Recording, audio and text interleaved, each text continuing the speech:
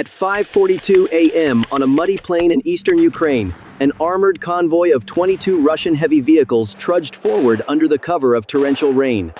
In the tactical calculations of the Russian military, this extreme weather factor was considered a natural shield, completely paralyzing the reconnaissance capabilities of both commercial and military drones. However, at a tree line 6 kilometers away, Ukrainian drone operating units were not looking up at the sky. They were focused on mathematical equations that had been previously decoded. A military paradox was beginning to unfold. How could an armored force worth tens of millions of dollars, protected by modern electronic warfare systems, to be about to face a systemic collapse caused by cheap flying devices in less than 8 minutes? To fully understand this systemic failure, we need to deeply analyze the grim gamble the Russian military placed on the weather variable. The Russian military executed a large-scale attack based on an absolute belief in the suppressive capability of the environmental factor, combined with the strength of heavy armored assets. In the mindset of Russian military commanders, the torrential rain was not merely an adverse weather phenomenon, but a tool to help shape the battlefield in favor of the Russian military by blinding Ukraine's optical reconnaissance systems. However, this decision came with vital trade-offs that the Russian military had riskily accepted. In exchange for relative secrecy under the veil of rain, the Russian side had to completely sacrifice marching speed and formational flexibility.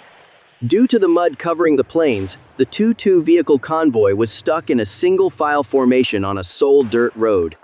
This is the worst geometric structure in modern warfare, as it spontaneously turns a coordinated combat force into a chain of slow-moving targets crawling at merely 15 kilometers per hour, creating natural choke points without any escape routes when attacked. This tactical error was further exacerbated by the presence of the LER-2 electronic warfare system at the center of the convoy. In an ideal scenario, LER-2 serves as a protective shield, but in reality, it became a single point of failure for the entire Russian defense system. A paradox in battlefield risk management occurred. When Ukrainian drones began to approach, the LER-2 system was forced to activate powerful radio pulses for suppression.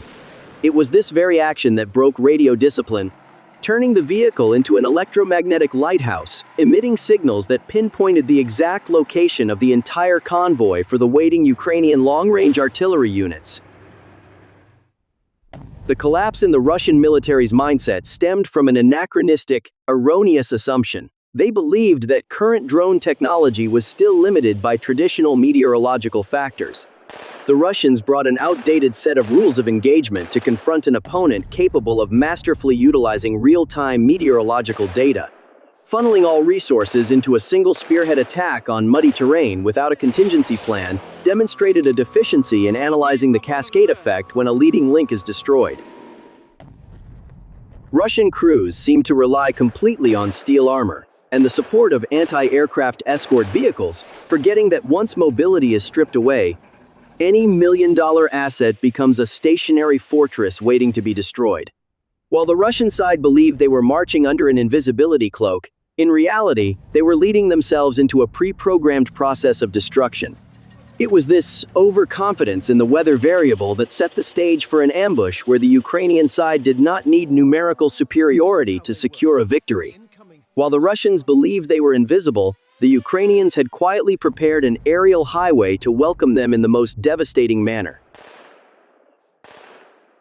While the Russian military gambled on iron armor plating and nature's cover, the Ukrainian side proactively shaped the battlefield using a data analysis mindset and superior risk management capabilities.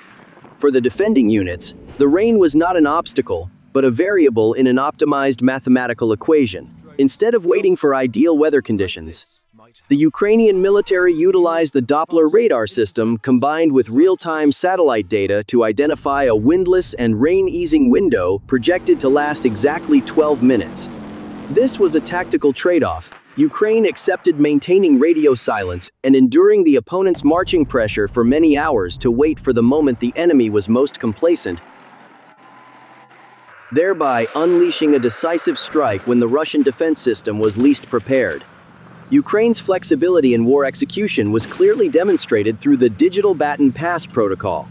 In traditional drone warfare, the control station is often a single point of failure. If Russia were to locate the radio waves and successfully counterfire, the entire attack wave would be neutralized.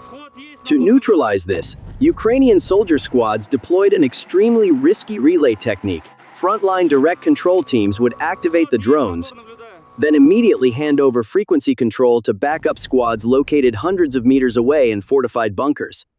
This process required absolute radio discipline and precise coordination down to the second to ensure the control signal was not interrupted mid-air.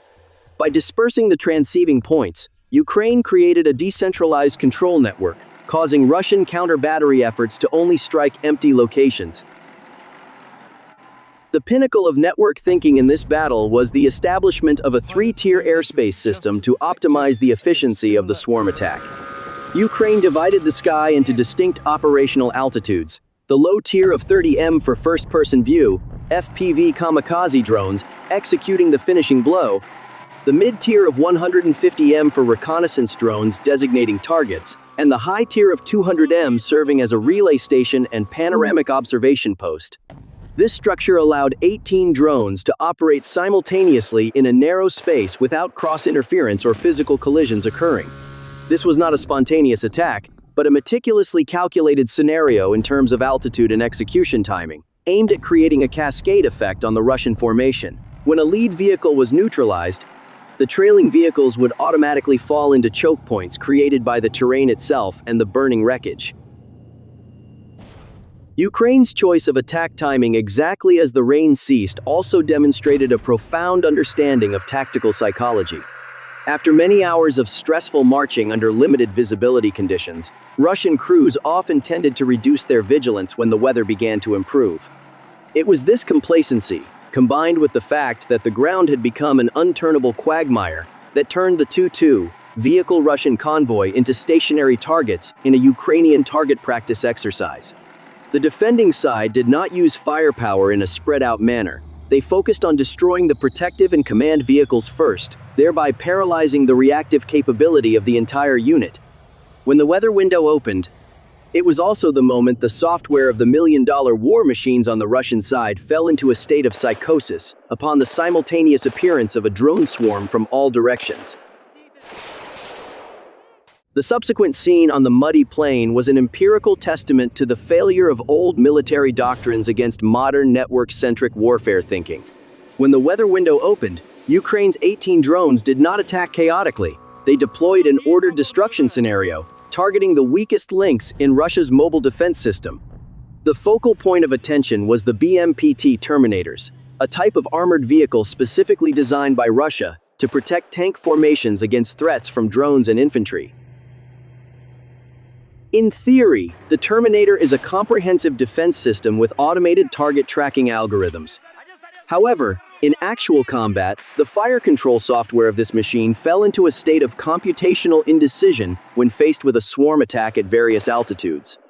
Instead of concentrating firepower to definitively destroy each target, the Russian tracking system continuously jumped back and forth between the signals of the incoming drones, resulting in the inability to fire accurately at any single object. This is a typical manifestation of input information overload, rendering a million-dollar asset a single point of failure right when it needed to be most effective. As the short-range air defense system was paralyzed by algorithmic overload, Ukraine began executing strikes using the kinetic surgery technique. Instead of expending ammunition on the track armor or the thickest frontal armor of the Russian tanks, Ukrainian drone control squads focused on systemic mechanical vulnerabilities, engine radiator grills, narrow gaps at the turret ring, and ammunition compartments. A $500 FPV drone carrying a standard-shaped charge explosive pierced the engine deck of the lead T-72. A cascade effect occurred immediately. The fire from the engine compartment spread rapidly into the fighting compartment, detonating the entire automatic loading mechanism and turning the 4-5-ton tank into a blazing mass of steel, blowing the turret into the air. The destruction of the lead vehicle right on the sole dirt road officially triggered a deadly choke point. With deep mud on both sides of the road, The remaining vehicles in the Russian convoy could not perform steering maneuvers to bypass the burning wreckage, turning all 21 remaining vehicles into a long line of stationary targets waiting to be executed. The technical collapse quickly led to the tactical psychological disintegration of the Russian crews. In battlefield risk management, mobility is the key factor in maintaining combat discipline. When mobility was stripped away by mud and obstructing wreckages, the survival instinct overwrote combat orders. Witnessing the vehicles ahead being destroyed precisely without the ability to fight back, Russian soldiers began to panic, abandoning their vehicles and fleeing into the surrounding muddy areas. At this point, Ukraine took a ruthless but highly militarily pragmatic step. They did not prioritize attacking the fleeing infantry, but steered their drones to fly directly into the open vehicle hatches.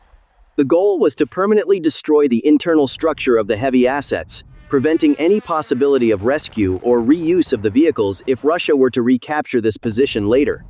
This was a trade-off decision in terms of firepower, prioritizing the eradication of the enemy's equipment potential rather than mere lethal damage to personnel. The systemic delay of the Russian military apparatus further exacerbated this tragedy. While Ukrainian drone teams operated on a decentralized command structure, using electric motorcycles for mobility and mesh networks for data transmission, the Russian side still operated according to the procedure of requesting artillery strike orders through multiple levels of bureaucratic management. When Russian artillery barrages rained down on the suspected positions of the Ukrainian control teams, they were up to 10 minutes slower than the battlefield reality, far too long a time in modern drone warfare. This stagnation rendered Russian firepower harmless, while Ukraine had timely moved to new positions and completed their second wave of attacks. The contrast between a flexible network mindset on one side and a rigid hierarchical system on the other sealed the outcome of the battle. Russia's entire formidable armored formation was wiped out not by a proportionate opposing force, but by a combination of systemic failure, terrain, and the opponent's superiority in the OODA, observe, orient, decide, act decision-making loop. This battle was not merely a localized victory. It officially raised questions about the viability of traditional armored spearheads in an era where every movement is monitored and every vulnerability is exploited by cheap algorithms. This battle on the muddy plain is not merely a localized defeat on the war map. It marks the end of an era and the beginning of a brutal new military reality. The systemic collapse of the Russian armored convoy before Ukrainian drone units has exposed a harsh rule in modern warfare. To be seen is to die. In an environment where every movement is monitored by real-time data, the thickness of iron armor has officially lost to the speed of algorithms and the flexibility of decentralized networks. A military superpower can no longer use its budget superiority or the quantity of heavy military assets to buy a victory if it cannot master the sky of cheap drones. The military calculus has been completely rewritten as traditional values of brute force are neutralized by plastic devices. Russia's acceptance of erroneous trade-offs regarding weather and terrain led to an irredeemable cascade effect, turning million-dollar mobile fortresses into steel coffins in the mud.